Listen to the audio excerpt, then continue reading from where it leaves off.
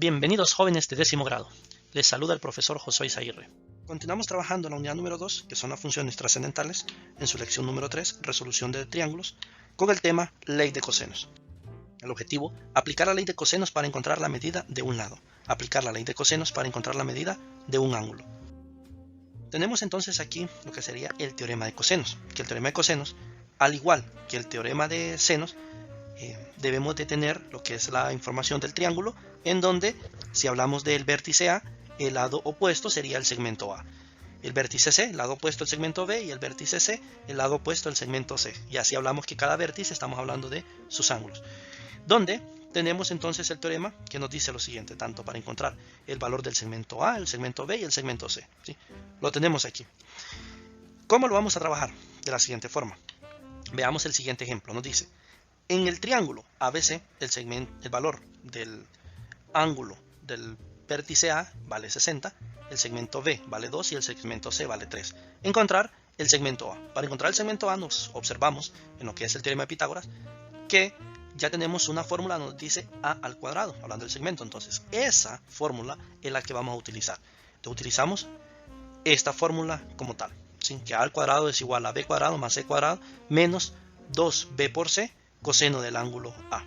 Empezamos a sustituir cada uno de los valores, entonces quedaría que el valor de B, que es 2, entonces 2 al cuadrado, más el valor de C, que es 3, entonces 3 al cuadrado, menos 2 por B por C, o sea, menos 2 por 2 por 3, por el coseno del ángulo, que el ángulo en este caso vale 60, entonces por el coseno de 60. Algo muy importante es que para poder resolver estos ejercicios, por ejemplo, si nos piden encontrar el valor del segmento A, necesitamos conocer el valor de ese ángulo. Si nos piden encontrar el valor del segmento B, necesitamos conocer el valor del ángulo que es opuesto a ese segmento, ¿sí? Eso es muy importante. Y conocer los otros dos lados. Entonces, en virtud de esto, empezamos a desarrollar estas operaciones que tenemos 2 al cuadrado, que es 4, y 3 al cuadrado, que es 9, entonces 4 más 9, menos 2 por 2, que es 4, por 3, que es 12. Y por el coseno de 60, que el coseno de 60, utilizando las tablas, es igual a 1 medio. 1 medio por 12 es negativo 6. Y al desarrollar entonces esta operación nos queda que esto es igual a 7. 4 más 9, 13, menos 6, que es 7. Entonces ya tenemos el valor de A al cuadrado, que A al cuadrado es igual a 7. Sacamos raíz cuadrada en ambos lados, entonces nos queda entonces que A es igual a más o menos la raíz de 7.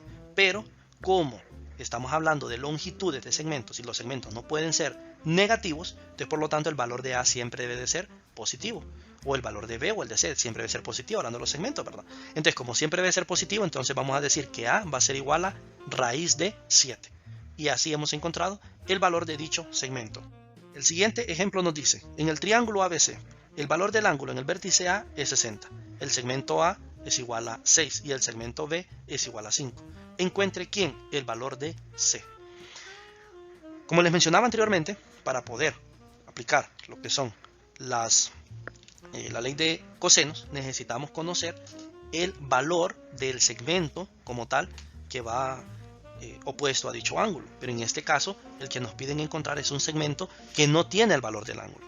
Por lo tanto, no podemos utilizar, por ejemplo, en este caso, para encontrar el valor de C, no podemos utilizar la ecuación donde dice C al cuadrado. ¿Por qué? Porque no conocemos el valor del ángulo C.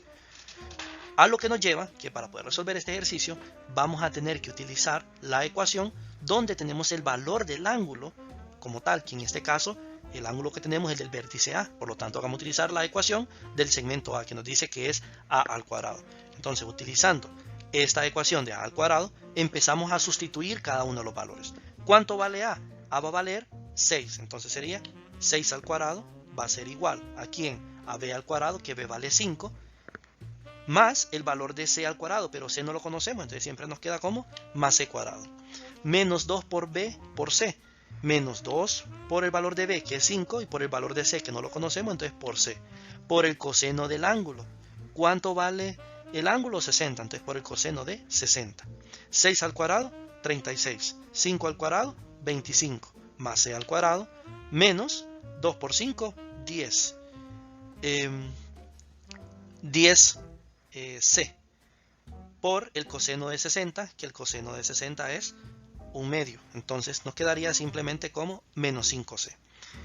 Despejamos o igualamos a 0 y entonces nos quedaría entonces ya la ecuación como c cuadrado menos 5c menos 11 igual a 0. ¿Por qué? Porque el 36 que está positivo pasa al otro lado negativo y 25 menos 36 es negativo 11. Estando aquí entonces desarrollamos esto utilizando lo que sería la ecuación cuadrática, sacando los valores de a, b y c. En vez de x decimos x igual a tal cosa, tomamos como que c, y entonces al resolver esta ecuación cuadrática nos queda de la forma que es c igual a 5 más o menos la raíz de 69 entre 2. Recordemos que los valores de 5 más o menos a raíz de 69 entre c debe de ser positivo. Por lo tanto no podemos tomar 5 menos raíz de 69, sino que solamente vamos a tomar lo que sería el valor de 5 más raíz de 69 entre 2, ¿sí? Porque si resolvemos 5 menos raíz de 69 en la calculadora, nos vamos a dar cuenta que 5 menos raíz de 69 entre 2 nos da un resultado negativo, lo cual va en contra de lo que serían los segmentos, porque el valor de un segmento siempre es positivo.